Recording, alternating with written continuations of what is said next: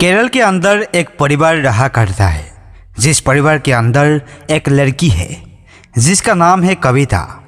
कविता के पिता एक प्राइवेट कंपनी में नौकरी किया करते हैं और उसी से उनके घर का गुजारा हुआ करता है। वो लोग एक किराए के मकान में रहा करते हैं और जो कविता है वो पढ़ने लिखने में काफ़ी ज़्यादा होशियार है। बचपन से ही उसका एक ही सपना है कि वो पढ़ लिख कर किसी सरकारी नौकरी को प्राप्त करे और उसके बाद अपने पिता की इस प्राइवेट नौकरी को शुरुआत दी। इसी चीज़ को सोचते हुए जो कविता है वो धीरे धीरे बड़ी होती है। इधर जो उसके पिता है जिस कंपनी में काम किया करते हैं उसी कंपनी में एक और व्यक्ति काम किया करता है जो कविता के पड़ोस में ही किराए पर ही रहा करता है और उनका एक लड़का है जिसका नाम है सोनू। अब कविता का पिता और सोनू का पिता एक दूसरे के अच्छे मित्र होते हैं, लेकिन जो सोनू होता है वो कविता के बिल्कुल विपरीत होता है।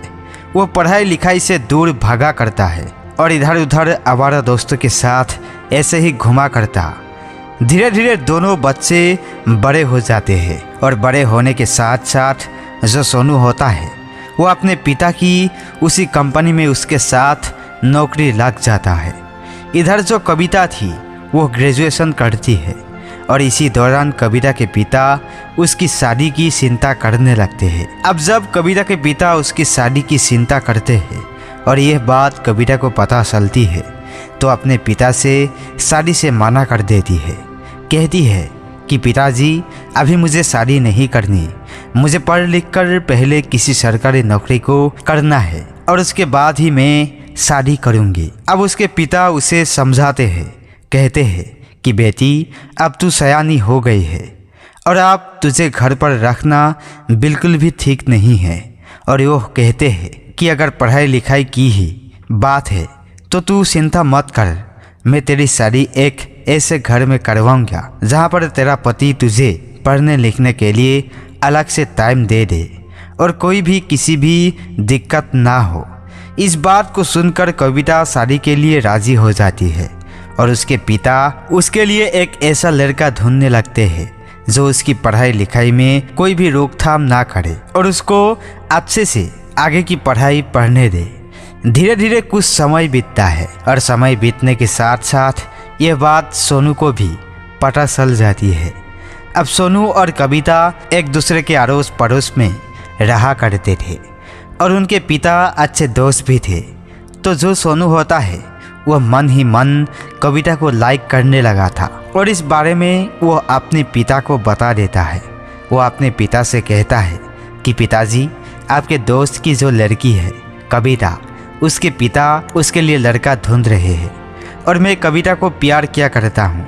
इस बात को सुनने के बाद जो सोनू के पिता है वो कहते हैं कि वो लड़की तो पढ़ी लिखी है, तू कहाँ पढ़ा लिखा है।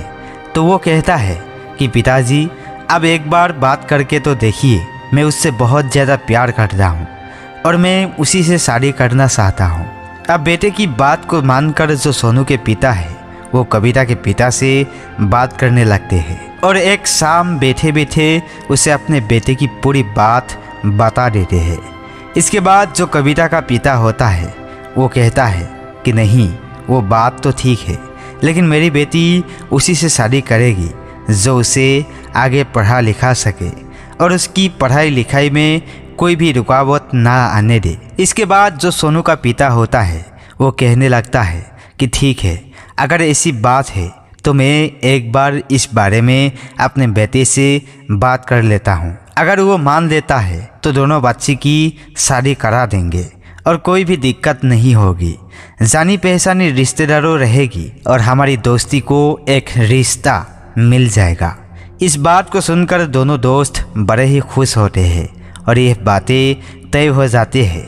अब सोनू के पिता अपने घर आते हैं और घर आकर अपने बेटे से यह बात बता देते हैं। बेटा जैसे ही सुनता है कि कविता की इच्छा है कि वो आगे की पढ़ाई करे तो एकदम से अपने पिता से कह देता है कि पिताजी कोई बात नहीं, मैं वैसे भी कमा लिया करता हूँ तो इस कमाई से उसकी आगे की पढ़ाई को करवा दूँगा और मुझे कोई भी आपत्ति नहीं है। इसके बाद जो सोनू का पिता होता है वो कविता के पिता को बता देता है और दोनों बच्चे की एक निश्चित मुहूर्त देखकर शादी करवा दी जाती है। शादी होने के बाद जो कविता है वो कभी तो सोनू के यहाँ पर रहा करती है, कभी अपने माता पिता के पास रहा करती है। क्योंकि कविता अपने माता पिता की इकलौती संतान थी तो उसे अपने माता पिता का ख्याल भी रखना पड़ता है। शादी को लगभग 6 महीने बीत जाते हैं और 6 महीने बाद अचानक से कविता के ग्रेजुएशन के फाइनल ईयर के पेपर आ गए थे, यानी कि वो लास्ट सेमिस्टर था और इसके बाद उसकी ग्रेजुएशन कंप्लीट हो जाती। कविता अपने एग्ज़ाम को देती रहती है और तभी जब उसका लास्ट वाला एग्ज़ाम होता है उसी दिन जिस कंपनी में उसके पिता काम किया करते थे वहाँ से एक टूर के लिए बस जा रही थी, जिस टूर के लिए कंपनी के सभी वर्करों को बुलाया गया था और उन सभी को घुमाने के लिए ले जा रहे थे। इसी दौरान जो कविता के पिता है वो भी घूमने के लिए हामी भर देता है और अपना और अपने परिवार का नाम वहाँ पर लिखवा देता है। इधर जो सोनू था, सोनू ने भी अपना और अपने परिवार का नाम लिखवाया था और इसके बाद वो सभी कविता से कहने लगते हैं, लेकिन कविता अपनी पढ़ाई को लेकर बहुत ज़्यादा सीरियस थी तो इसी वजह से वो मना कर देती है और कहती है कि आप लोग घूमने के लिए चले जाओ, मेरा एग्ज़ाम है और इस एग्ज़ाम को दिए बगैर मैं कहीं भी नहीं जाऊंगी। उसके पिता कहते हैं कि कोई बात नहीं बेटी, इसको बाद में दे लेना, फिलहाल पूरा परिवार घूमने के लिए जा रहा है तो आप भी हमारे साथ चलो। लेकिन तभी कविता ये कहती है कि अगर मैंने इसको छोड़ दिया तो काफ़ी दिन मेरे ऐसे ही वेस्ट हो जाएंगे, तो मैं नहीं चाहती कि मेरा एक भी दिन ख़राब हो। मैं जल्द से जल्द इस एग्ज़ाम को करके सरकारी नौकरी में लगना चाहती हूँ। ऐसा कहकर उसने अपने परिवार वालों से मना कर दिया था। इधर सोनू भी उसकी बात को समझता है। दोनों परिवारों के साथ सोनू जिम्मेवारी लेकर वहाँ से चला जाता है। लेकिन तभी जिस टूर के लिए वो जा रहे थे और जिस बस के अंदर उसका पूरा परिवार बैठा हुआ था, यानी कि सोनू के माता पिता और कविता के माता पिता, उस बस का अचानक से एक्सीडेंट हो जाता है और एक्सीडेंट के दौरान उसका पूरा परिवार उस एक्सीडेंट में मर जाता है। अब एग्ज़ाम के दूसरे ही दिन जैसे ही कविता को ये खबर मिलती है कि उसका पूरा परिवार एक बस हादसे में मर गया है तो इस बात को सुनकर कविता एकदम से टूट सी जाती है। अड़ोस पड़ोस के कुछ लोग आते हैं, उसको समझाने लगते हैं तो वहाँ पर तो कविता चुप हो जाती है, लेकिन अंदर ही अंदर उसे एक चीज़ जा रही थी।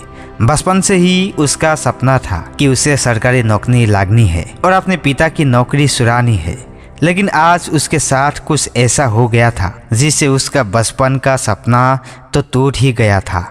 लेकिन अब उसके पास ऐसा कोई नहीं था जो उसके दुखों को बांट सके या उसकी खुशी में कोई शामिल हो सके। इसके बाद कविता गुमसुम सी ऐसे ही घुमा करती है और घूमती घूमती एक दिन एक रेलवे स्टेशन पर पहुंच जाती है। उस रेलवे स्टेशन पर जाकर कविता वहां से गुजरती हुई ट्रेन को देखती है और उसके दिमाग में एक गलत बात चलने लगती है। वो सोचने लगती है कि ऐसी ज़िंदगी को जीने का क्या फ़ायदा जिस ज़िंदगी में कोई अपना ना हो। इससे अच्छा तो मैं अपने आप को इस दुनिया से विदा ही कर लेती हूँ। वो प्लेटफॉर्म के आखिर में चली जाती है और वहाँ खड़ी होकर बार बार इधर उधर देख रही थी और ट्रेन आने का इंतज़ार कर रही थी। अब उसी स्टेशन पर एक हीरालाल चाय वाला जो कि अच्छी चाय बनाया करता था और सभी लोग उसकी चाय की दीवाने हुआ करते थे। उस व्यक्ति की उम्र लगभग 55 साल थी और वो स्टेशन पर ही एक दुकान लगाकर चाय बेचा करता था। वो कविता को ऐसा करते हुए देख लेता है और देखते हुए समझ जाता है कि हो ना हो यह लड़की कुछ गलत करना चाहती है। तो इसी चीज़ को भांपते हुए जो हीरालाल चाय वाला होता है वो वहाँ से सीधा उस लड़की के पास पहुँच जाता है और उसी दौरान ट्रेन वहाँ से गुजरने वाली होती है। बस लड़की के पीछे खड़ा हो गया था और जैसे ही कविता उस ट्रेन के सामने जाने की कोशिश करती है तो हीरालाल एकदम से उसको हाथ से पकड़कर झटक देता है और वहाँ से उसे पीछे की तरफ खींच लेता है। अब यह बात जैसे कविता देखती है तो एकदम से फूट फूट कर रोने लगती है और कहती है कि बाबा आपने मुझे क्यों बसाया, मैं अब नहीं जीना चाहती, मेरा सारा कुछ बर्बाद हो गया, अब मैं जी कर करेंगी भी तो क्या करूँगी।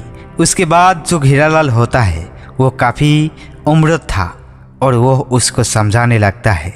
कहता है कि बेटी इस संसार में कोई भी ऐसी समस्या नहीं है जिसका कोई समाधान ना हो, और ज़िंदगी एक अनमोल तोहफा होता है, इसको इस तरह से बर्बाद करने का हक तुम्हें नहीं है, इसको जब चाहे ऊपर वाला लेगा।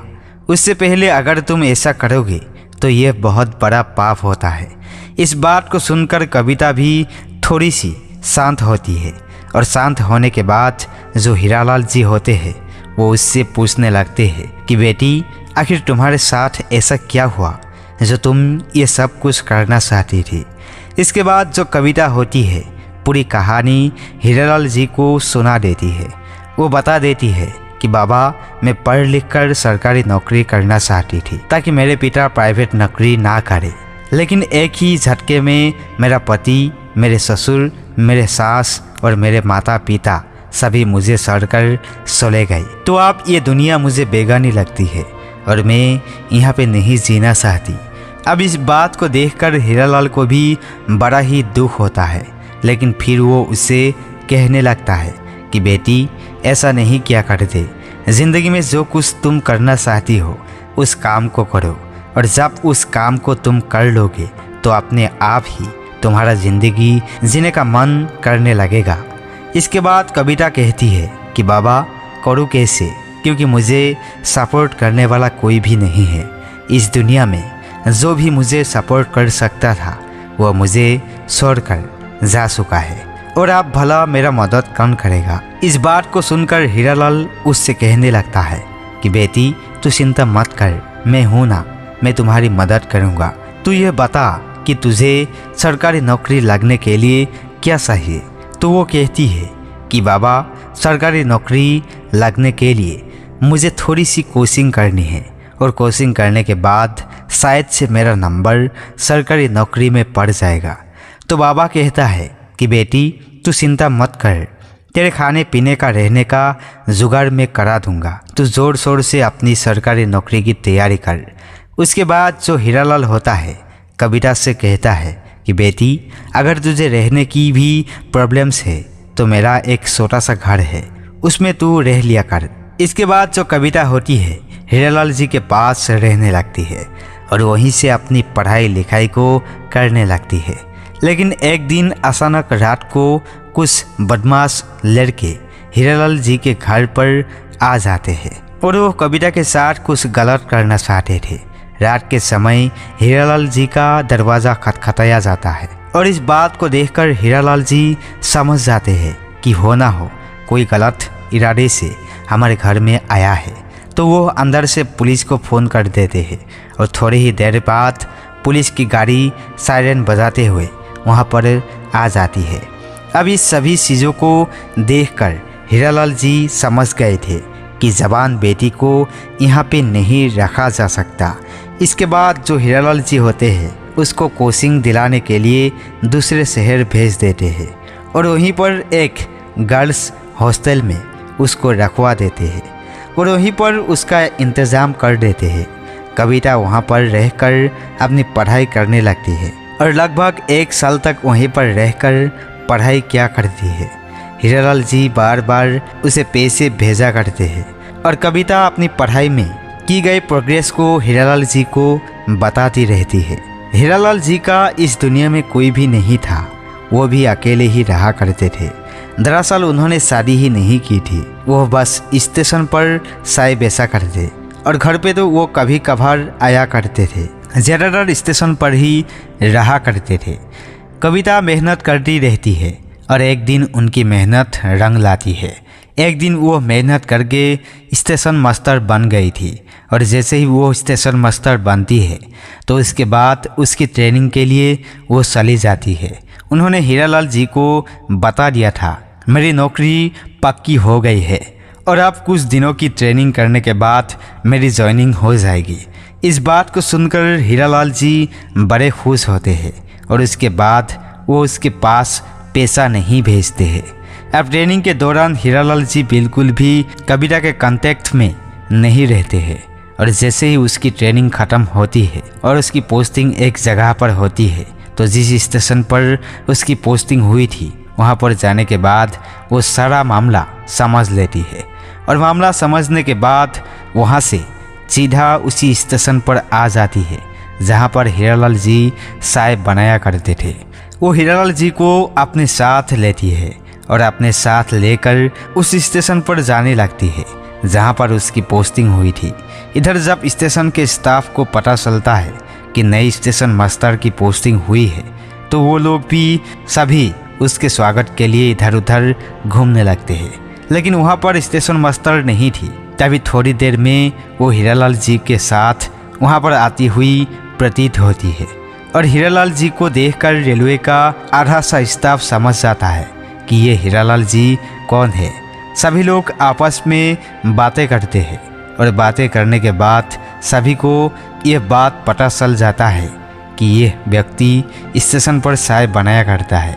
उसके बाद जो कविता होती है हीरालाल जी को अपने साथ लाती है और वहाँ पर लाकर उस कुर्सी पर जिस पर वो खुद बैठती उस कुर्सी पर पहले उसे बैठा है। हीरालाल जी उससे पूछते हैं कि बेटी ये क्या कर रही हो तुम और ये मुझे कहाँ ले जा रही है। तो यह कहती है कि बाबा आज मैं एक सफल अधिकारी बन गई हूँ तो वो आपकी बदौलत है और इस कुर्सी पर मुझसे ज़्यादा आपका अधिकार है। ऐसा कहकर जो कविता है हीरालाल जी को उस कुर्सी पर बिठा देती है और कहती है कि बाबा आज से आपकी बेटी एक स्टेशन मास्टर बन गई है और आज से आपको चाय बेचने की कोई भी ज़रूरत नहीं है।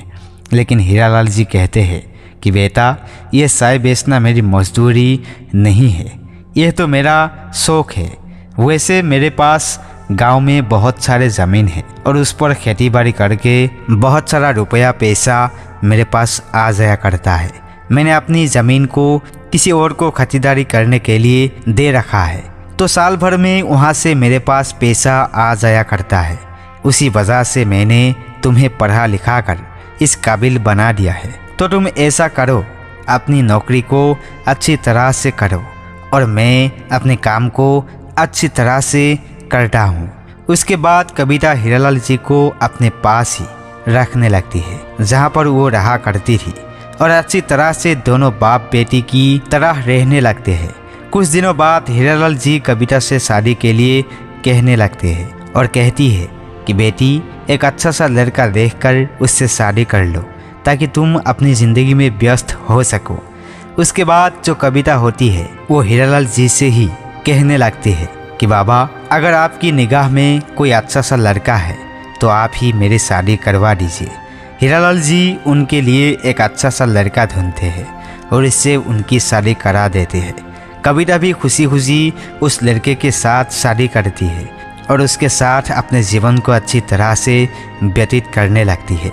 तो दोस्तों यह थी कहानी एक लड़की की जिस लड़की का पूरा परिवार एक ही हादसे में चला गया, लेकिन उसके बाद एक चाय वाले अंकल ने उसकी मदद की और वो एक सरकारी नौकरी लग गई। अब क्या कहना चाहते हो कविता के बारे में, अब क्या कहना चाहते हो हीरालाल जी के बारे में, अपनी जो भी राय कमेंट सेक्शन में लिख सकते हो। और आप कहाँ से ये वीडियो देख रहे हो कमेंट में लिखना ना भूलें। मिलते हैं किसी नेक्स्ट वीडियो के साथ, तब तक के लिए जय हिंद जय भारत।